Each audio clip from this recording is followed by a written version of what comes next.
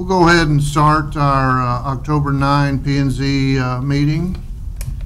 And everyone had the opportunity to look at the minutes. Are there any questions or comments on that? We'll accept those as distributed. James, a report of City Council actions. Thank you. There was a request to approve a declaration of covenants and restrictions and preliminary plat for the St. Mary's to Tundra. On August 20th, 2018, the City Council conducted a public hearing on this resolution and approved it. A request to designate sections of the City of Rolla's rights-of-way as the single-family zoning district was approved, and the City Council conducted a public hearing on and the first and final readings of this ordinance on August 20th, 2018. Also on August 20th, 2018, the City Council conducted a public hearing on the first and final readings of an ordinance that was a request to amend the Rolla Planning and Zoning Code by adding language that pertains to the use of rights-of-way that are located within a zoning district, and that was approved on August 20th. On September 17th, 2018, the City Council conducted the final reading of an ordinance and approved this ordinance, and the ordinance was a ordinance that changed the name of the street that begins at the intersection of Vichy Road in the area between the northeast sides of Lot 1 and Lot 2 of the Arwood Hills No. 1 subdivision from Eagleson Drive to Silverstone Drive. So that was basically the street name change for the Silverstone property. And that's it. That's all the recent action. Thank you. Any comments or questions on any of that? Okay. We have one item on the agenda, public hearing. So, James? Thank you. As you can see on this slide, the subject parcel is located in central Rolla on the southwest side of the intersection of 4th Street and Oak Street. The subject parcel is Lot 2 of Post subdivision, which also has the assessor account number of 7642 and the address of 104 East 4th Street. And this proposal is to rezone a parcel from C2 to C3, the general retail district to the highway commercial district. The applicant is Anthony M. and Susan J. Barr. They're the owners. The agent acting on behalf of the owners is Madison Daly, or Mac Daly, the vice president of operations for Telema Group. Telema Group LLC owns various companies that produce small electronic components for stereo amplifiers, medical test equipment, and industrial battery equipment. And the request is to rezone the lot from C2 to C3. So the parcel is zoned C2. It has a future land use map designation of community commercial. It contains a 2,400 square foot metal warehouse. As you can see, it was built in 2003. The lot meets minimum lot size and width requirements for both C2 and C3. The lot coverage is 22% right now, and the maximum for C2 and C3 is 40%. So it could be the footprint could be expanded in the future. No recognized current use. Has 14 parking spaces. And so a little bit about the history and a little bit more about the details of the proposal. So the applicant proposes the C3 to locate the parcel within the C3 zoning district to permit the use of wholesale operations, sales, office, warehouse combination. That's the technical term in the under the R3 permitted uses. But more specifically is to rezone to permit and operate a warehouse distribution facility for small electronic components. The sales and design office for this company is located at Missouri University of Science and Technology's Innovation Center. Recently, he applied, the agent applied for a sign permit and a building permit, and they had to be denied because this use is not permitted in C3. Once or twice a month, the warehouse will receive about 8 to 12 pallets of products. About once a day, outbound shipments will be by FedEx or UPS or similar delivery services. Most outbound and inbound shipments will be done with a box truck, but some may be tractor trailer. One employee will work about 15 hours per week. So, historically, it appears from historical photos that, and from building evidence from building permits, that 102 East 4th Street here it's now the Salvation Army. It used to be, this was Poe's Appliance and Gas for a long time, and in the back there was a license bureau. This building was Missouri Department of Transportation. As you can see in all these photos, the back of this building had its own parking, this had its own parking, and Poe's appears to have its own parking here. And so it was this was originally zoned M1, then it turned to C2 in 2001 when we adopted an official zoning map. When this area was subdivided in the mid-90s, the parking was put on a separate parcel, and then in 2003 the warehouse was constructed as a storage shed, presumably as an accessory use for the Salvation Army or whichever business was there at the time. I believe it was in a different furniture store. But because it's on a separate parcel, this building may serve as its own primary building. This is just the old, as you can see, it was all, as you can see, this was all industrial in the 40s, and then this was residential, so you can see why there's so many residential properties in this area. And by 1971, you can see all the residential was turned to C1, and this remained industrial until 2001.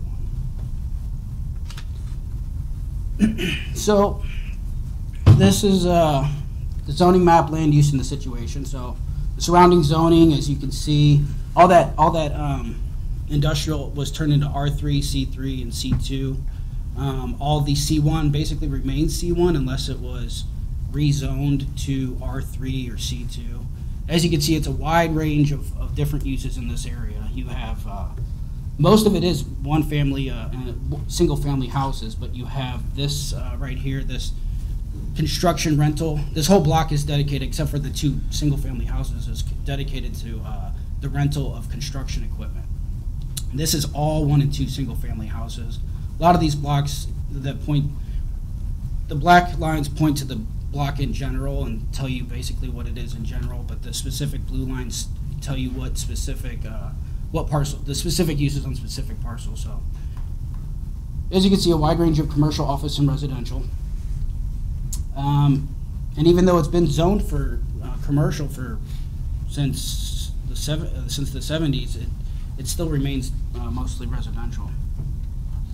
Now, this is something in the report that I talk about that comes from the Rolla 2020, which is the comprehensive planned update that was approved in 2006, written in 2005, and they talk about the Central Core District. Now, notice that this is different than the Center City District. The Center City District is the traditional downtown area, whereas the Central Core District is where this red line is, basically 2nd to 12th and Cedar to Bishop.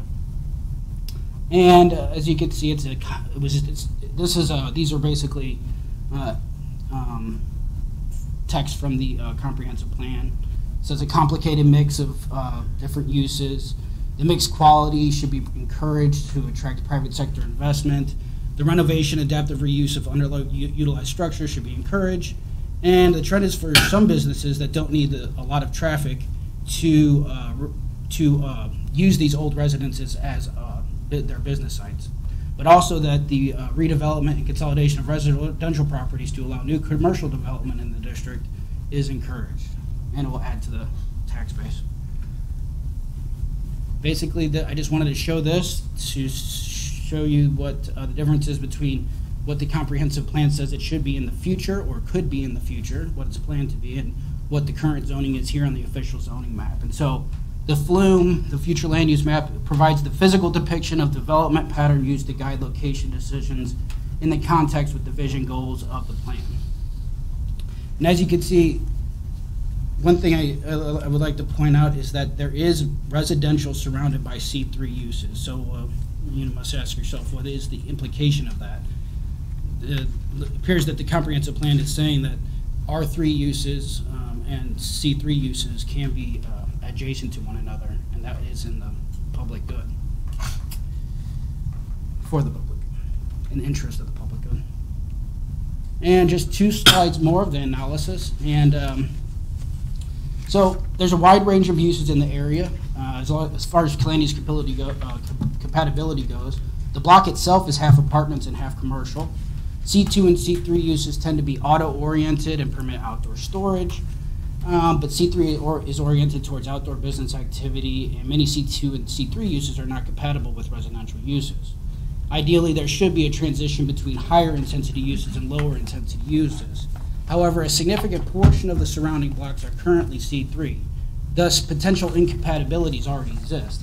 So zoning a small parcel, C3, should have a small impact relative to the amount of already land zoned C2 and C3.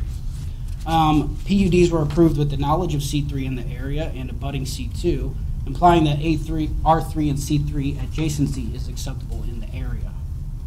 Now, as far as the intent of the comprehensive plan goes, the Center Core District is intended to be mixed use, and the flume shows a future where R3 may be surrounded by C3 uses, and implying prevention of incompatibilities is not a priority in the CCD.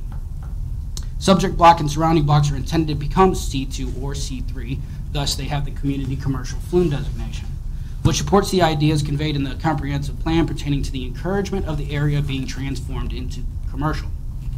Flume designation is consistent with C3 zoning. C2 and C3 can fit into the commercial community commercial designation. And lastly, Rolla 2020 refers to the goal of adaptive reuse, and this proposal includes the repurposing of a storage shed into a warehouse, which in turn should add to the community's tax base, which is also encouraged in the comprehensive plan.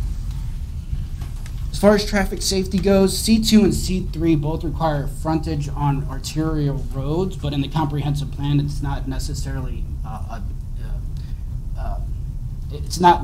absolutely necessary, but in general, they should be on arterial. And as you can see from the flume designation, this section of the city has been deemed appropriate for such uses despite the lack of such a road. Now, regardless, the distinction between C2 and C3 in terms of traffic generation is not easily discernible. For instance, gas stations versus gun range, which is allowed in R3, gas stations allowed in C2, or C2 a gas station, C3 gun range, and you'll see, you could see that if you go down the list, you could see that you basically some uses in C2 will produce more traffic than some uses in C3 and vice versa. The size of the parcel also limits the intensity of the use. Applicant's description of activity should produce much less traffic than many other uses permitted in C2 or C3, like a gas station. C3 does exist to the north of the west half of the northern lot line of the subject parcel. And just to note some general planning principles. While mixed-use development is a desirable goal for certain areas of the city, certain uses should be isolated to major arterials and or fully separated and buffered from residential uses. Now C2 and one of the issues is, it's basically a conundrum, is that C2 and C3 contain permitted uses that are auto-oriented and noxious uses, but at the same time are the only use zones that permit uses that are appropriate for mixed-use districts. The typical mixed-use district that you may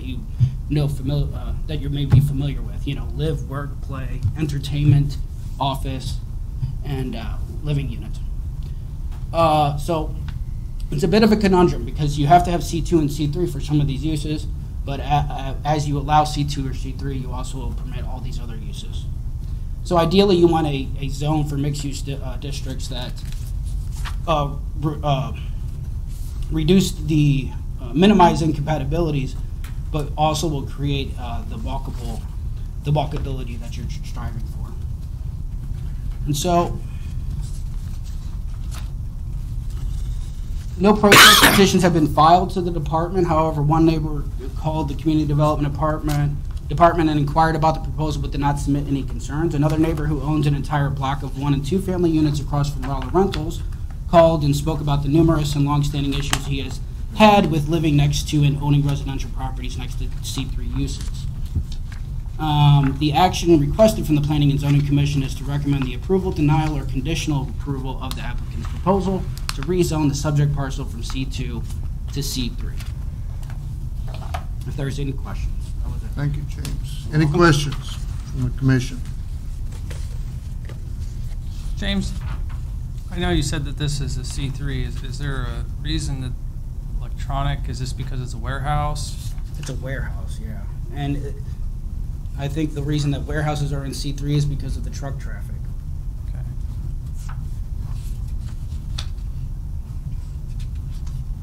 Any other questions?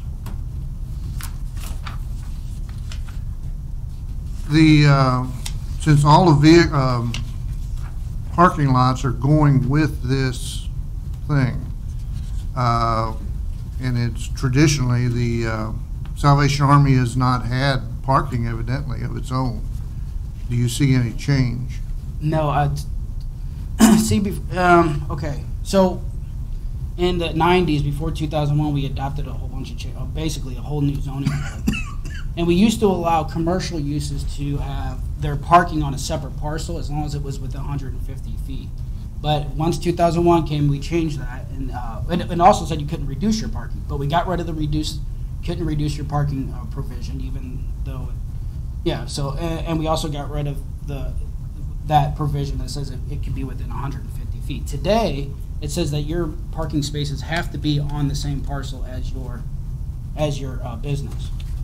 So technically, the only way that those parking spaces can be dedicated to the Salvation Army is if there was a cooperative parking plan approved, and then they could use that. But basically, they have a lot of extra parking. It's just the business will only need one parking space, so that leaves up 13 of its own. Okay. When they were supposed to be replaced, when that building was built, it said in the building permit there was like a little write scribble on the final permit that said the parking spaces that are displaced by this building must be asphalted and created on the south part of the building. And so, but they already existed anyway, so I'm not sure why what that was all about. Any other questions? So we'll open it up to public hearing then. Anyone wish to come forward and address this issue? Please state your name and address.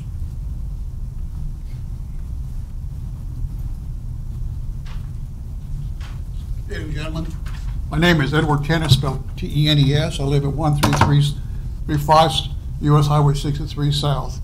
I'm talking to, is it Jim? Jim, your voice is so soft, I could really make it out. You have to work on that voice. Anyway, I'm here to argue against rezoning anything down there. I bought this property in 1982 from Powell Denny. It was one of those deals where the houses are running down, used for college housing and stuff like this. I took this over with the idea that this area would always be kind of a residential area to provide housing for students and things like this. Gordon Poe had the property at the time. He had a store there, and he had a fuel tank for Rolla rental. Is fuel tanks are these storage propane tanks, and he had a gasoline station. He had a car wash there. When I bought the property, none of this was all there. That was all assumable. I looked at the neighborhood. I thought this neighborhood would go nowhere. It's just the way it is, you know. It's just low cost housing, low income housing type situation. So I purchased it for approximately $75,000 at the time. This is 1982. I put $10,000 down. I had to borrow money, and I had to put another house up for mortgage to do all this stuff, and paid it off in 10 years. Again, this was primarily an investment for my retirement. I fixed up a lot of houses, put a lot of sweat equity in it. I got the scars. I could show you all the stuff I put into that block down there, figuring that would not go anywhere other than what it was. Well, lo and behold, Rolla and the Martins purchased this property, and it turned into a living hell for me. I lived at 400 North Pine. It was a little 2-bedroom house. I expanded to 4 bedrooms. In fact, even today, I'm putting on new vinyl siding around the house to make it look even better than what it was before. Some of the things that happened with this business that came into there, sandblasting, a school bus in the middle of the lot. I lived right across the street. I remember this so well in April because we were trying to do our income tax and had this dust and stuff blowing into the house. I complained to the city. I know it was Mike Goulet or one of the city people up there. I complained to him, this is not good for you. I've worked 6 years as an insurance loss control specialist. I've dealt with asbestosis and a lot of these things, and things like sandblasting in the open is not good for people around there. So the city did nothing for me at the time, so I had to go to Jefferson City, and they finally got the sandblasting operation shut down because it considered nuisance dust. Also, thing over in the parking lot over there. They do outside spraying in the open. I couldn't do anything about it. When I talked to Michael Vey a long time ago, I can't remember the exact dates, and I probably could print these pictures out because I've took pictures of all this stuff. What was going on there? He said, "This is a zone commercial. It's a commercial business. As far as I can see, they can do anything they want to do. They can do anything." And I was hosed because I had no rights whatsoever. It's zone commercial. So this thing turned into a real mess. I fixed my houses up. I changed some of them into duplexes and things like this. I can remember one night at 5:30, I was showing a house because I tried to show these houses after Rolla Rental closed up. Well, they see me over there showing a house, and they had these air compressors, these big ones that you pull behind trucks with four-cylinder engines. They start these up and then bleed them off, and it's so loud I couldn't even talk to people in my house. This is what commercial business can do to people across the street. I had no rights whatsoever. Rolla Rental got into the business of the U-Haul trailers and trucks. They started parking on my side of the street all over the block. My renters had no place to park. No place to park, so I put a little alleyway in there so they could park off the street. Just today when I drove by there was 5 vehicles. None of those vehicles on 2nd Street were my vehicles. They were all Rolla Rentals, and there was a flatbed truck with another truck behind us, things like this. I'm not trying to pick on Rolla Rental. I'm just saying what a commercial business can do to you in the future. When something like this happens, it really hurts you. It hurts me personally because I put my life in that place. That was my income for the rest of my life, basically. Things have changed. I've changed. I put 22 years in the Army. I've been to war and all this kind of crap. But what gets me is you go in there with your eyes open, you make a decision, and all of a sudden these things change. You start changing the zoning and things like this, other things will happen. I was talking to Jim this afternoon. I said, 70–80% of the area is residential. Is zoning not for what the current use of the land is? And it is basically residential. I'm not saying these houses over there are great expensive houses. I'm getting, I think, $500 in one house, $300 in another, something like this. It's kind of a place for people who can't afford other places to live. And I think I'm providing a necessary service for that. But when you get a business, especially something like what's happened to me with Rolla Rental, it turned into a living hell. I had to move out of 400 Pine. I couldn't take it any longer. I truly couldn't. I mean, it just got to me. It stressed me out and things like this. I don't know what happened with the city. They wouldn't do anything for me. Their answer to me was, it's a business, everything's zoned. I did try to get the thing zoned to R3 because I had a duplex to make it legal and all this stuff. Gordon Poe, who had the property over there where the Salvation Army is located now, wanted to keep it commercial, and he started the petition, and I lost that case in front of the city because all I wanted to do is zone my property R3. Floyd Huffman, I think, was on the zoning committee or something like that at that time. This is years ago, probably before some of you were born. And he said that all of this commercial property has more value than residential. But I said, wait a minute, Rolla has more commercial property than it ever could use. Why do we keep having this commercial? So I lost that, and I lost that case, and I went and sued the city to change my zoning. And it cost me $1,000, and I was represented and stuff like that. I lost the case. Well, a few years later, then the city came to me and asked me, would you mind if we zone that to R3? I said, fine, that's what I've been trying to tell you. You zone this property for what its current use is, not what it could be. If you want to use that analogy like Floyd Huffman used of zoning property and making money, then zone the whole city commercial. Let's not have anything for residential. So those kind of arguments are kind of screwy to me. But I'm just telling you, I live in that area. I've tried to make money from that place, and I keep my houses up, drive my block down there, and I'll live in any house I rent out. That's how I feel about this stuff. So when you start thinking about changing zoning, things like this, what could happen? I'm going to tell you what, a good little incident happened down there. I bought 403 and 405 Pine. We got 3 minutes. Okay. I was remodeling this house. Rolla Rental puts up a sign next to my property, future site of Rolla Porter toilets. In 1 month, I lost 3 renters. This is how unscrupulous some people can be to you when you're just just as neighbors. Be leery of changing zoning, things like this, what could go in. I don't know the people moving there. I don't really care. I just know what's happened to me personally. And it's turned into a real living hell. I'm just trying to hang on to what I've got. Eventually that place is probably going to be leveled, an apartment complex be put there. That's what should be put there. Dale Long put a nice structure on 6th Street. You see what's going on. The city's got parking. That's where it's coming. That's where it's coming. But if you have any questions, I'll be glad to answer them. And if you needed photographs, I could go back in my files and show you all the photographs of sandblasting, the living hell I had to go through, the U-Haul trucks and things like this, it can happen. And I'm just asking you folks, be very careful what you do, because the repercussions could be deadly in the future. And about 90% is residential. It's not commercial. Gentlemen, do you have any questions? I thank you for your time. Thank you, Ed. Anyone else wish to come forward and address this issue, positive or negative?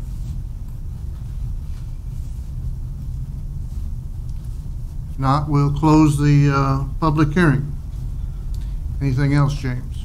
No, I just did want to mention that a lot of those, the complaints that he had was before me and Steve Flowers' time. I know for a fact that you can't just park your U-Haul. If he came to a complaint with us about U-Haul trailers, you have to provide paved parking on your parcel to have U-Haul trailers. You can't just park them on the street. Just to let you know. But that's all I wanted to add. But James, it does, when we're talking C3, we are talking higher environmental impacts in terms of noise, dust, glare, etc., which may be incompatible with office or some retail uses. Is that fair to say? Yes, that's so. So Mr. Tennis's complaints, maybe we wouldn't allow U-Hauls to park, but I mean, in his example, the sandblasting, that would be a compatible use here, would it not? Yes. Well, I wouldn't say compatible, but a permitted use. So it would be permitted at this point if this were to pass, this rezoning. And, right now they want to do an electronics warehouse, but if tomorrow they change their mind or they got this rezoning, they could do any and all of the things that Mr. Tennis is fearful of, except for maybe park the U-Hauls. That's true. The thing, yeah, that's the conundrum. I mean, and it basically it says in the flume, with that flume designation, we are saying that R3 uses can sit across the street from C3 uses. So it's hard to say that it's not consistent with the comprehensive plan. Not to say that the comprehensive plan is 100%. It's what we wrote up in 2005. It doesn't necessarily mean that that's best planning practice, because the purpose of zoning is to prevent incompatibilities. And so even CC, you can have mixed-use districts are not just a free-for-all, just all uses just go and, mixed-use districts are supposed to be still taking into consideration incompatibilities. So would you say that our flume map that was done in 2005, it was wrong to put C3 next to R3? I would say I would not do that, no. Okay. And I wouldn't put C3 in the middle of the downtown area either. I would keep C3 uses on the arterials where they're supposed to be. Thank you. No. Any other comments or questions? James, going back to the parking, kind of with what he was saying, obviously you had said that people that are going to put this building in are only going to need one parking place. Yeah.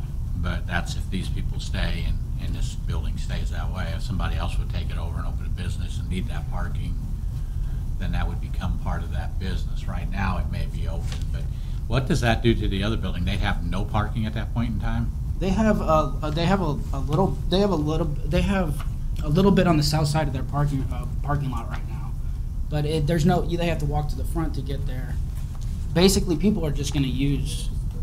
What I predict is that people will just continue to use the warehouse parking. Parking, yeah, that's kind of what I thought you were saying.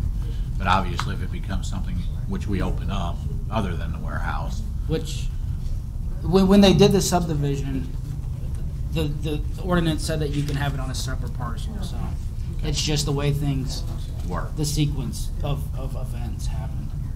Okay, thank you. You're welcome. Any other questions or comments from the committee? I'd entertain a motion then. I move that we send this request to the council with our recommendation to go from C2 to C3. Second. We have a motion and a second. Roll call. Anderson? Yes. Bowie? Yes. Crowell, No. Jordan, Yes. Smith. Can I vote? Can you vote? Yes. I don't know if you can vote or not, but okay. Monty Shields, Yes. Stephen Shields. Yes. Okay. The motion passes. Thank you. We have no other business before us, old or new. James, you got anything? I just wanted to say that I did hand out the sign ordinance to you all so that you could take a look at it. I just did want to note that this is the 6th draft, and we are going to have a draft 7, so none of these are the end result. So things may change in there, but it went to, you know, it only increased by about 1,000 words, but it really isn't that much of an increase. But we did fix a lot of things in that, especially concerning the First Amendment. So it's more than just the temporary kind of snowball a little bit. And you did make it interesting. Oh, I'm sure I'll have tons of fun. All I ask is that when I come to the city and ask them where I can put a sign, they have an actual answer. Oh, well, if you ask me, I can tell you.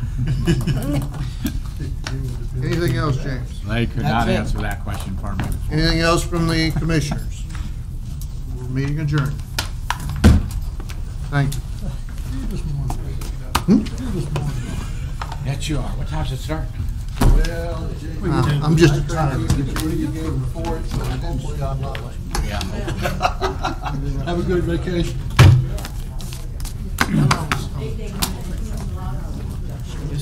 Well, I guess I don't need to do anything here. Anybody at the